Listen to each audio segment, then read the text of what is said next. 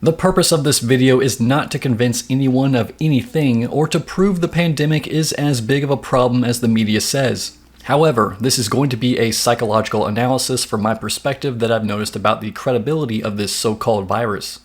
Let me start by saying that if you told me 6 months ago that basically the whole world would be wearing a mask and potentially fined for not obeying, I would have said you're crazy. But unfortunately, that's where we are right now. I was one of the last people in my city to resist wearing a mask, but the 4th of July weekend was the last time I went into a store without one, and that trip was the inspiration for this video.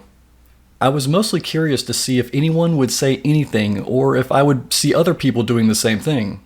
It was early that morning, and I made a trip to the post office, then the gas station, and last, the grocery store. During the entire time I was out, I counted no more than 10 people not wearing a mask, including me. Sure, I got a few looks, which was expected, but no one treated me any differently than before. But since this issue has gotten to the point that I could be fined or fired for not complying, I'm going to have to play along so that I won't draw unwanted attention to myself in public. Just hearing myself say that out loud sounds ridiculous, but it's happening. In my opinion, this problem doesn't have much to do with the virus, but more with control of perspective. In other words, the system is trying to figure out how hard it needs to push to get the bulk of society to move in a certain direction without knocking them over. Because if it pushes too hard too quick, people will naturally catch on and resist because no one likes to be pushed around. Anyway, let's get into the controversy. Here are a few red flags that I've noticed since this pandemic started roughly 7 months ago.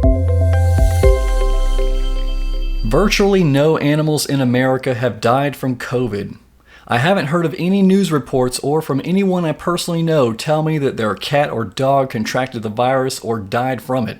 As of June 22, 2020, the CDC states that because there are a variety of coronaviruses, some cause cold-like illnesses in people, while others cause illness in certain types of animals. And they go on to say that there is no evidence to support that animals play a specific role in spreading the virus, but more research is needed. Although, they do tiptoe around that question with the choice of words when they say, "We are still learning about this virus, but it appears that it can spread from people to animals in some situations." Okay, this is what I'm calling a bonus card that will be played in the near future. Be on the lookout for the media to start covering this topic once the second wave rolls through, which I'm guessing would be most likely at the start of the coming cold and flu season. Not only will people be freaking out over a regular cold thinking they're infected, but if their cat or dog is legit sick, that would be another way to turn up the fear considering an estimated 67% of US households have pets, according to a 2020 National Pet Owner Survey conducted by the American Pet Products Association. What happened to all the terrorists? Anyone else notice that there has been little to no coverage about wars or ISIS all year? Up until the pandemic, that was always a large part of the news and has been daily since 9/11. This year, the conversations have mostly been political and economically based, which would make sense. And if the truth be told, it's probably because the media propaganda is more effective than any war ever could be right now. Which brings up a few questions. Do you think someone who wants to kill people for Allah is concerned about a potential respiratory infection? Do you think a suicide bomber is afraid of death? You mean to tell me that a soldier is morally okay with killing someone, yet feels uneasy about getting the sniffles? Seriously, is someone telling these people to hold position until COVID is no longer a threat, or has the whole thing been pre-planned from the beginning? This was one of the more obvious signs I've noticed, and each side of the battlefield seems to be marching to the same beat. Spain's oldest woman survives coronavirus. I knew something was definitely wrong when I heard this back in May, but apparently Spain's oldest woman, who is 113 years old, caught the disease and overcame it after a few weeks in isolation. Now around that time, the same thing happened to 2 Italian women. One was 95 and the other was 102. I've also heard cases where a lacrosse player in his early 20s was on his deathbed fighting coronavirus, and another woman in her early 20s recently had to have a double lung transplant due to COVID. The media never showed her face or said her name or her sister's name when she was interviewed, just that she was a Hispanic 20-something-year-old woman. That way, it would be almost impossible to track her down to verify the procedure actually happened unless you could get the doctor to give you that confidential information. Wouldn't surprise me if the photo of the lungs shown in the article aren't even hers. Just based on these few examples, you can already see the story has progressed from old people during the winter and spring months, and now the focus is on young people during the summer months. What's weird is the virus didn't seem to care much about young people until a few weeks ago. At this point, we now have people of all ages wearing masks. So we've heard of some people getting it and they're out of work for a few days with a fever, others need a lung transplant, and a ridiculous amount of people are supposedly dying every day. I guess this magical disease doesn't know what it wants to be when it grows up. Next time you're listening to the media reports, pay attention to the language used as they give you the latest statistics, because they're probably still saying it the same way, if not outright lying about the numbers. Notice how it's always an X amount of confirmed cases followed by related deaths due to COVID. By the time you're listening to this, they might have stopped using those words, but up until this point, they still are. With that kind of dialogue, hospitals can easily misdiagnose or continue to feed the agenda, which will spike the numbers, especially if they are told to do it. Virus thrives in heat. As I'm recording this, it's almost 100 degrees outside, and the statistics for my state show around 45,000 confirmed cases with over 800 deaths. Besides the Black Plague of Europe lasting 7 years and the Spanish flu of 1918 lasting 2 years, how many respiratory viruses have you heard of over the last few centuries that seem to thrive during all seasons?